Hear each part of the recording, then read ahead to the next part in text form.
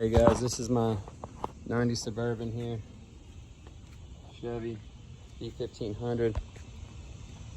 My steering wheel's been crooked for the longest, and we just replaced the drag link on this bad boy.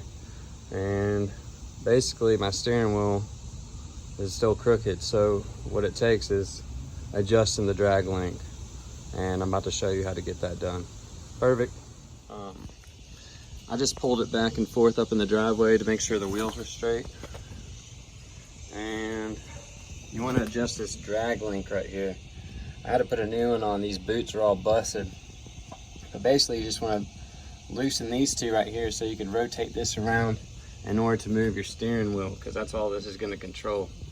So first you want to make sure that you got your key in the ignition so that your steering wheel is loose, because it will lock. Well, at least mine will. And then you just go inside. You can see how crooked it is right now. Then you just go over here and you move this until you get your steering wheel straight. And so we'll just keep on moving it. And that's the wrong way. So we need to go this way with it. Turn it back around there.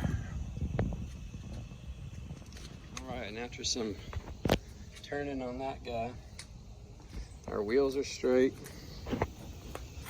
and our steering wheel is straight now.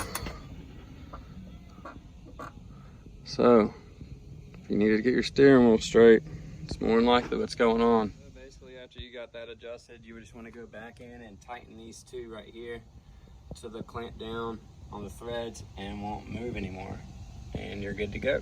And the tools you're going to need, you get a deep socket 11/16 for this side, and then you're going to need a box wrench 5/8 to hold on there in order to tighten and loosen this thing.